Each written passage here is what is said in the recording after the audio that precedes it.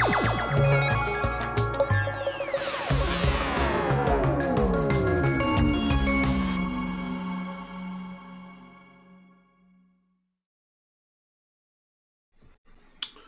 right, welcome to my photography masterclass. Happy Masterclass Friday, everybody. Let me just type a title real quick for another stream, another channel I'm doing this on. Better organization in Lightroom. That is exactly what we're doing today. So, welcome everybody. It is my pleasure to be streaming to you live once again here on Friday. For my masterclasses and Adobe's masterclasses from the Evangelist. So I usually kick things off with a hour-long masterclass on photography every Friday at 8 a.m. Pacific, 11 a.m. Eastern. However, I only get 30 minutes today. Well, not even 30 minutes, like 23 more minutes left because Jason Levine is doing a segment right after me on the video, not masterclass, but he's doing a video, help me. He's doing a daily challenge. That's it. I couldn't think of the words. He's doing a daily challenge. So with that said, he's been doing that all week, and it comes in at 8:30 or 11:30 my time. So he's going to cut me off like a half hour earlier than I normally would get cut off. All right, so with that said, we'll make sure that we'll give Jason plenty of time, but we'll also make sure we give you plenty of time for the masterclass. So I see a bunch of people already joining me on various platforms. So thanks for joining me on Facebook, Dave Clayton, and people on Twitter and people on YouTube. Great that you're all here, but if you really want to participate in the chat, if you want me to see what you're saying or asking, head over to b.net/Adobe Live. So over there, I always point the wrong way. b.net/Adobe Live. That is where the actual chat is taking place that I'm monitoring. I can barely keep track of all the windows I've got open. So since we have a little bit of time, let me get into today's topic. Normally I would do a bunch of shout outs like from Sean, Jan, Tracy, Tim, Victoria, Jay. I see you all in the chat. Welcome.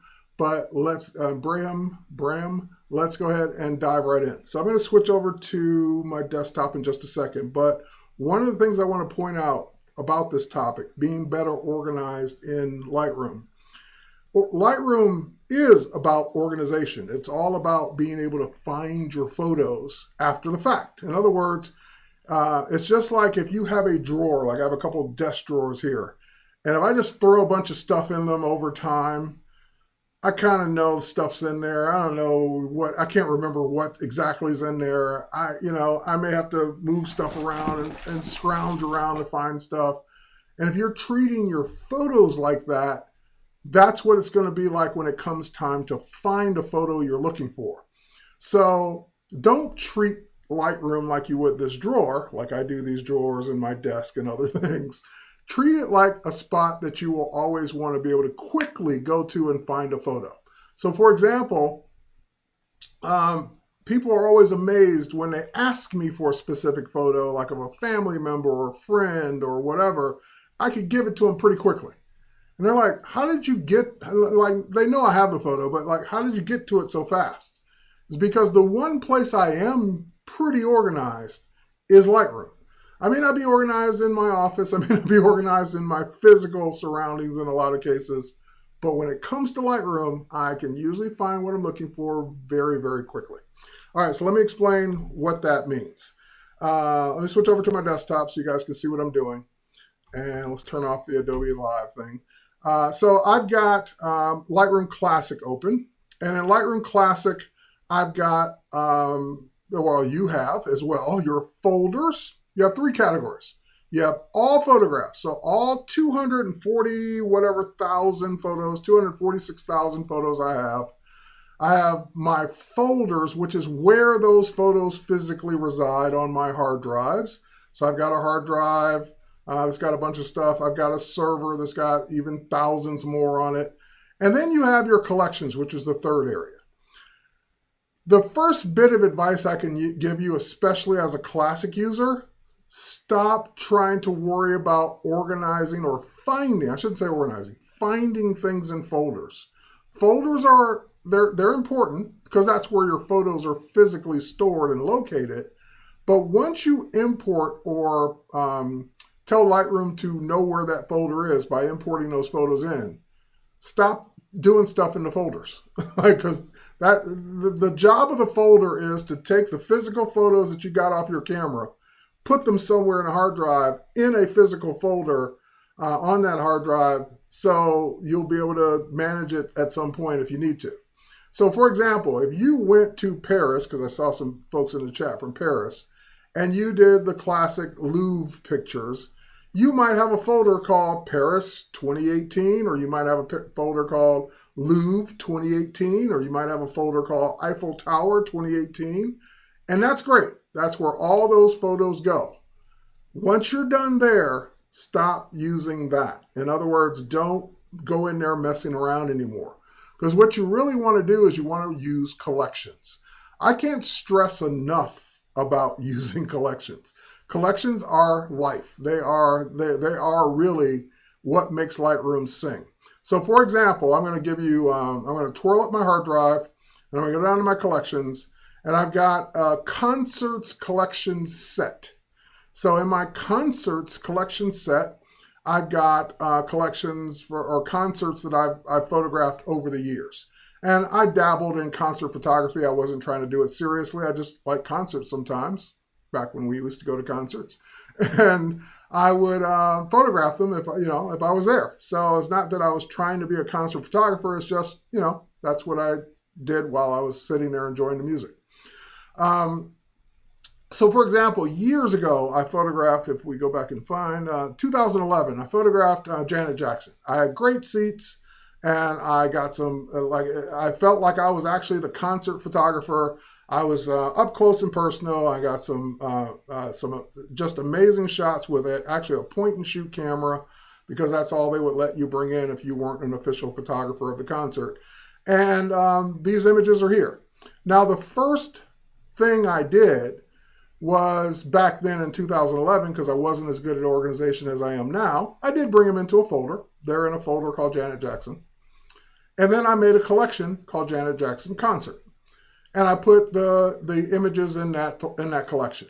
One of the things I did not do that I just realized today that I didn't do back then, so someone's asking, are they all in RAW format? I don't remember what that camera shot back then. Yeah, they're all in RAW format. I had a point and shoot that shot RAW. But one of the things I didn't do back then, if you look closely at the names of those photos, they are whatever the camera named them back then. They're image 0564. That means nothing to me in 2020. That's, 9 years later.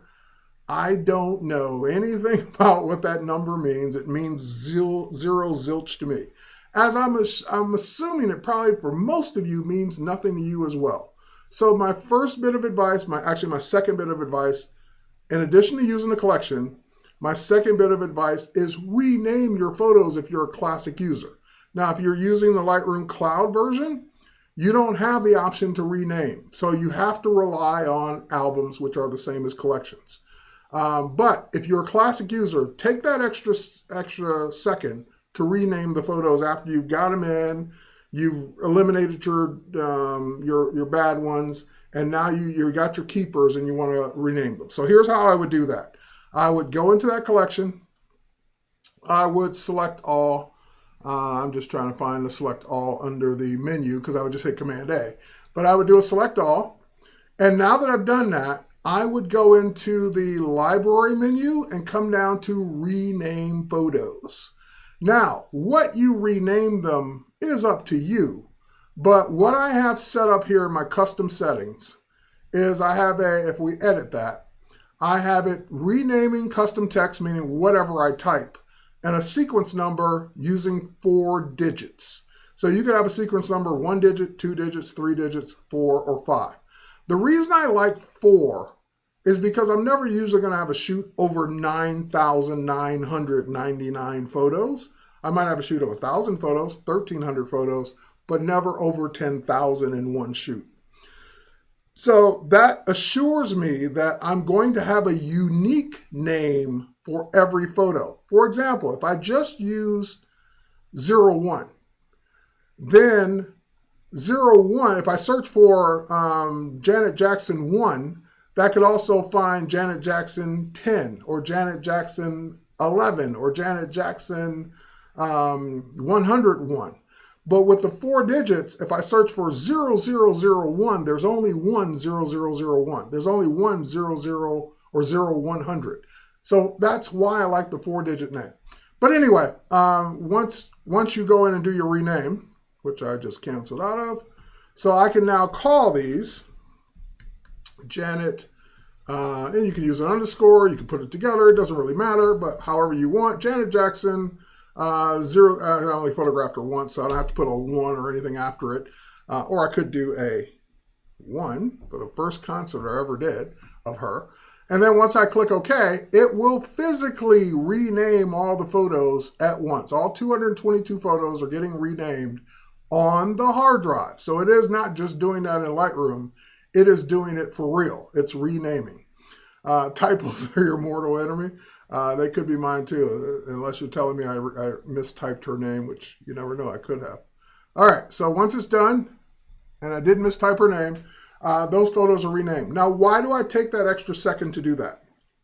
Because in the off chance I can't find the folder, I can't find, or I didn't make a collection or whatever, can't find it, I can just search for text Janet Jackson, and it will find all 222 of these photos. So that way, I don't have to worry about keywording, I don't have to worry about anything else. At a bare minimum, I can just type in the search for her name, and those photos are going to come up. So if I did a trip, if I did that trip to Paris, I might title those photos Paris or Paris Louvre or Paris Eiffel Tower or whatever. So that way I could always find Paris, find Eiffel Tower, find whatever, instead of image 00643, which means nothing to me. I will never search for that because I will never remember those numbers. And also, because I've used different cameras through the years, those numbers really mean nothing. Because this image, whatever these used to be called, is from a camera I don't even use anymore. All right, so with that said, now I have unique names for every single photo with that 000 in front of it. So if I search for Janet Jackson 0002, that's the only photo that's going to come up. Now, the next thing is that people will tend to go through and start marking their photos of their favorites. They might use star ratings. They might use a pick flag. They might use a color label. So they've done all these things to that photo. So there's the pick flag, my green color label, and my 5 stars. So I've identified that as a favorite every way I could. So I'll have people say, well, I use a folder and I use 5 stars, and that way I can always go back to that folder and search for my 5 stars and find them. You could do that. But if you've taken the time to identify your favorites, why do you have to keep searching that collection or folder every single time? What I mean by that is, let's say I do it once. I go to attribute and I find my, let's get out of green, let's say I find my 5 stars. So those are all my 5-star photos I like so far.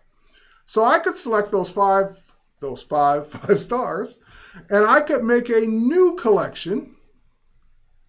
Create collection, Janet Jackson favorites, and include those 5 photos, and I can even sync that with Lightroom or Lightroom in the cloud if I wanted to. All right, and put it in the concerts collection set. So now I've got that new collection. I've got all of her 222 in this collection, but if I just want to quickly get to the favorites, boom, there they are. I don't have to keep going to the search. I don't have to keep bringing up the metadata panel. I don't have to keep doing any of that because they're right there. And if I like a new one, I can either, I don't even have to mark it as a favorite with stars or anything. I could just, let's go find a different one. Let's say I liked this one. I can just drag that one into the favorites. So now it's just there, even though it doesn't have 5 stars or green or a pick flag. Because this is my collection of favorite Janet Jackson photos. Now let's take it up a notch. Let's say I don't want to have to keep managing that process manually. I don't want to have to keep, or maybe I'm going to shoot another concert next week or next year, and I'm going to mark some of those as favorites. Well, rather than me having to constantly drag my favorites into that new collection, let's do it another way. Let's delete this collection. So I'm going to delete the collection. It does not delete the photos. And also having the photos in multiple collections does not take up any extra space or anything. So I'm back to that collection. Classic has one other feature I really, really, really love. So do you make a new collection for every shoot when you import? Absolutely, Scott. Collections are life. I don't live in folders. I live in collections. So not only do I make a new collection for every shoot I do, every set of images I import, I usually have 2 or 3 collections from that shoot. I'll have the broad collection of all the photos that I keep. I'll have the collection of my favorites. I'll have the collection of the ones I edited, so forth and so on. So I could end up with 2 or 3 collections per shoot because they don't cost anything. They don't add anything. They don't take up any extra space. And they let me quickly get to what I want. But if you don't want to manage that process manually, you can go in and create what's called a smart collection. And this is a classic only feature. So if you're using Lightroom Cloud or mobile, you don't have this option. But if I do here, let's get rid of these. If I do a smart collection, I can call this smart collection favorite concert photos. I'm going to put it in the concert collection set, and then I'm going to give it some criteria. I could find all 5-star photos, but that's going to find every 5-star photo in my whole library. I don't want that. I do want 5 stars, but only if, let's add another piece of criteria by clicking the plus sign right there. Only if they are in source collection, in a collection with the word concert. As long as they exist in a collection with the word concert somewhere in that collection, it will only add my 5-star concert photos. So now I'll just click create. That will build a brand new collection of my Sting photos, my Janet Jackson photos, my Britney Spears photos, my Nicki Minaj photos because she was with Britney. So all of my 5 stars. Now, why the smart collection? Because a smart collection updates dynamically. So how many are in here now? There are 19 in here now, 19 5-star photos. So let's say I go back to Janet Jackson. I go back to that photo we liked, or I liked, the one where she was pointing, that one. Let me look at it. Oh yeah, I love that. Let's say I love that photo and I mark it 5 stars. I hit the number 5. Well, it automatically adds it as the 20th photo to favorite concert photos because it meets the criteria. It's in a collection that says concert and it's a 5-star photo, it automatically gets added. If I go to that 5-star photo or favorites favorites collection again, and let's say I change one of these, like this one, it was a favorite, now it's only moderately a favorite, and I mark it 4 stars. Watch what happens. The minute I tap 4, it's going to disappear. Gone. Because it no longer meets the criteria. So it's no longer in this collection.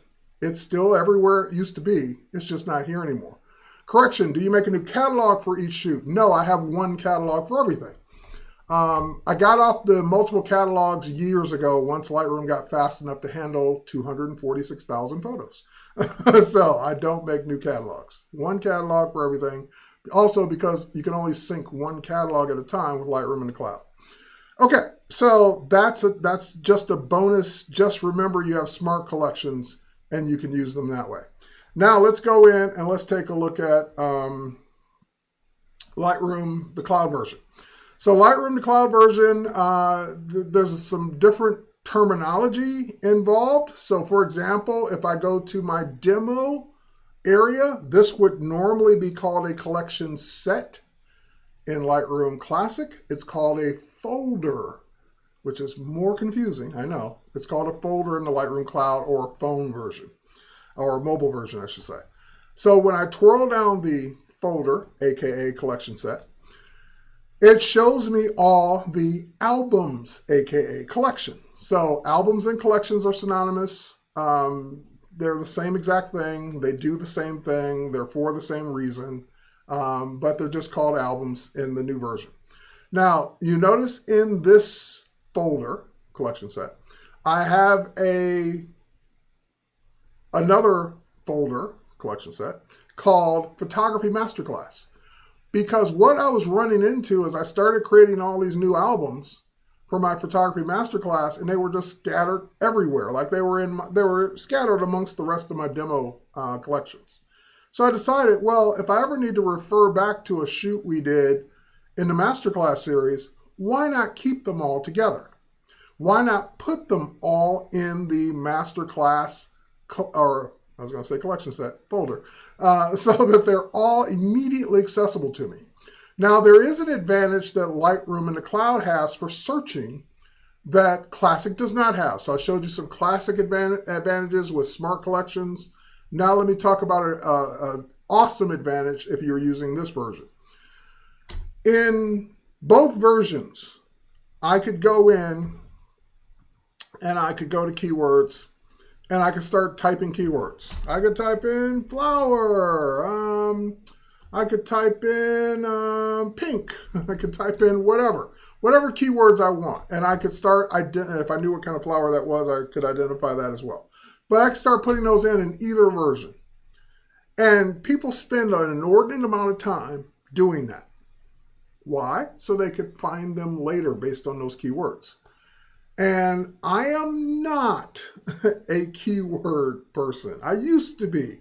I used to spend hours keywording photos. For that one off chance, I may use those keywords in a search. Car, blue, dress, orange, pink, whatever. And now I'm glad I didn't continue investing all that time, because the new cloud version uses Adobe Sensei to figure things out. So for example, if I go back to all my photos, and I literally go to all my photos.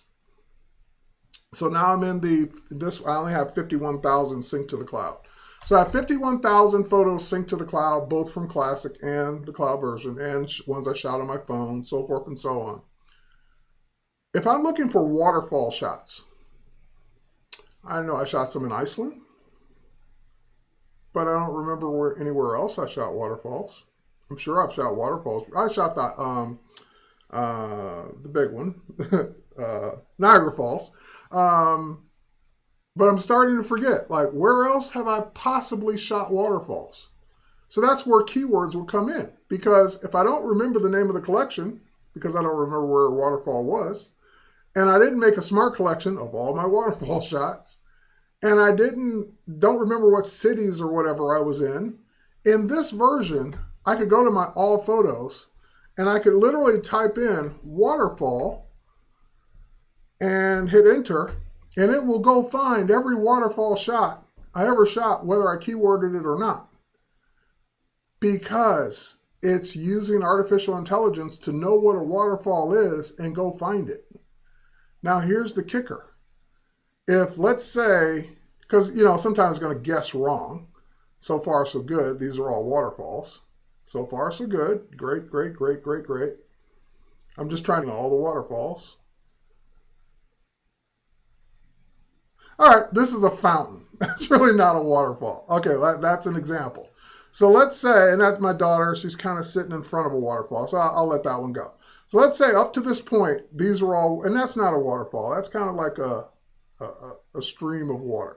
So let's say up to this point, these were all waterfalls,